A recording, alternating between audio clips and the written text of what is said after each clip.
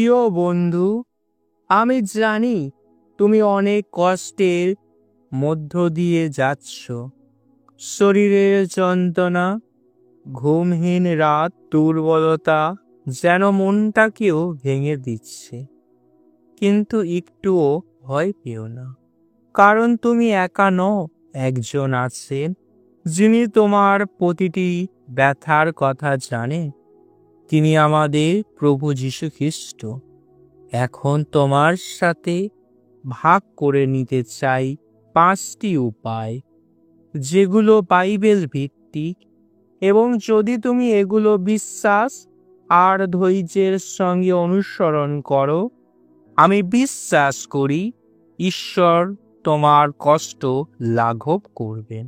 প্রথম, বিশ্বাস করো যিশু এখনো আরোগ্য করেন। তার পীড়ায় আমরা আরোগ্য লাভ করেছি। যিশাইয় 53:5।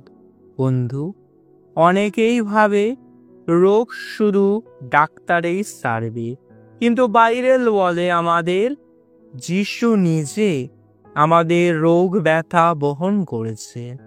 তাই প্রথমেই তোমাকে মনে রাখতে হবে, যিশু আরোগ্য দেন, আজও দেন, এবং তিনি তোমার জীবনেও তা করবেন। আমি তোমার পাশে দাঁড়িয়ে বলছি, বিশ্বাস করো, তিনি ঠিকই কাজ করবেন। দ্বিতীয়, প্রার্থনার মধ্যে নিজেকে ভেঙে দাও। যখন কেউ তোমার মধ্যে অসুস্থ হয়, তখন সে যেন প্রার্থনা করে। তোমার কান্না, তোমার ব্যথা, সব কিছু নিয়ে চুপচাপ প্রভুর কাছে যাও। বলো, প্রভু, আমি আর পারছি না, তুমি আমার আরোগ্য হও। আমি অনেক রাতে প্রার্থনায় কেঁদেছি আর দেখেছি কিভাবে ঈশ্বর মন ছুঁয়ে কাজ করছেন। তুমি একবার নিজেকে ভেঙে দাও প্রার্থনায়, তুমি ভিন্ন ফল দেখবে। তৃতীয়, ঈশ্বরের বাক্য উচ্চারণ করো প্রতিদিন। তোমার বাক্য আমার দেহের পক্ষে ঔষধ। হিতোপদেশ 4:22। প্রতিদিন অন্তত 5 মিনিট তুমি বাইবেলের এই অধ্যায়গুলো বলো। হে প্রভু, তুমি আমার আরোগ্য। যেরেমীয় 17:14। তুমি আমায় শক্তি দাও, আমার হাড়ে প্রাণ দাও। গীতসংহিতা 38:3।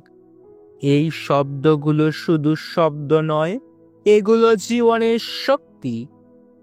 তুমি প্রতিদিন যেভাবে ওষুধ খাও, ঠিক সেইভাবেই ঈশ্বরের বাক্য মুখে উচ্চারণ করো। চতুর্থ, বিশ্বাসী বন্ধুদের কাছে প্রার্থনা চাও।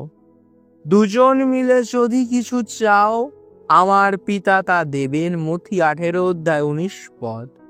তুমি একা লড়ছ না বন্ধু, আমি তোমার পাশে আছি, এবং আরো অনেকেই আছে যারা প্রার্থনা করতে প্রস্তুত। একটি সৎ এবং বিশ্বাসী প্রার্থনার গ্রুপ খোঁজো, বা আমাকে বলো, আমি তোমার জন্য প্রার্থনা করব।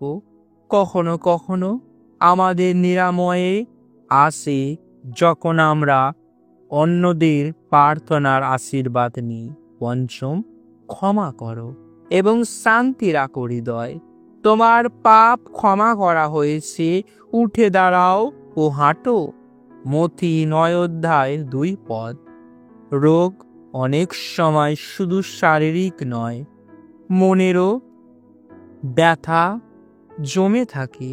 রাগ, দুঃখ, অভিমান, যদি কারো উপর রাগ থাকে, আজকেই ক্ষমা করো। মনে রেখো, যখন মন হালকা হয়, শরীরও আরোগ্য পায়।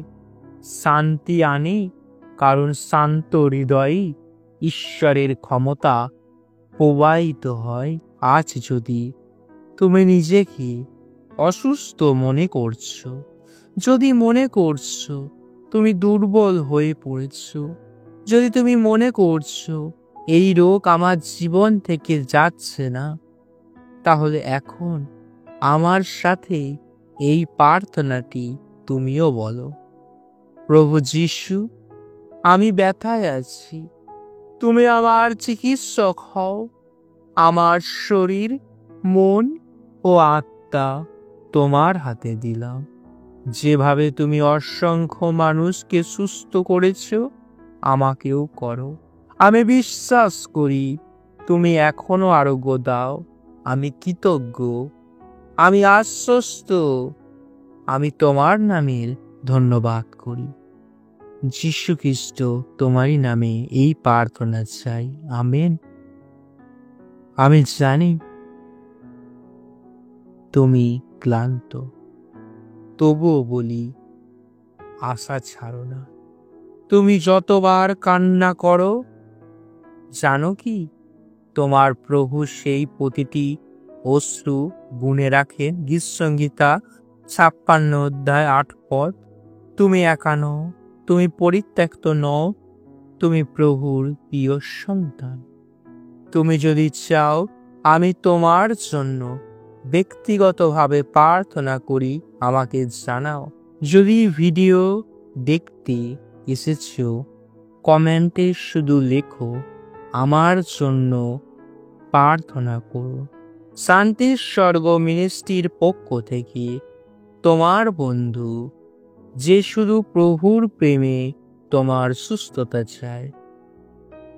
যদি ভিডিওটি ভালো লাগে, শান্তির স্বর্গ মিনিস্ট্রি ইউটিউব চ্যানেলটি এখনই সাবস্ক্রাইব করুন, লাইক করুন, শেয়ার করুন এবং পাশের বেল বাটনটি ক্লিক করুন, যাতে পরবর্তী ভিডিও আপনার কাছে পৌঁছাতে পারে। ঈশ্বর আপনাকে এবং আপনার পরিবারকে আশীর্বাদ করুন। আমেন। জয় যিশু।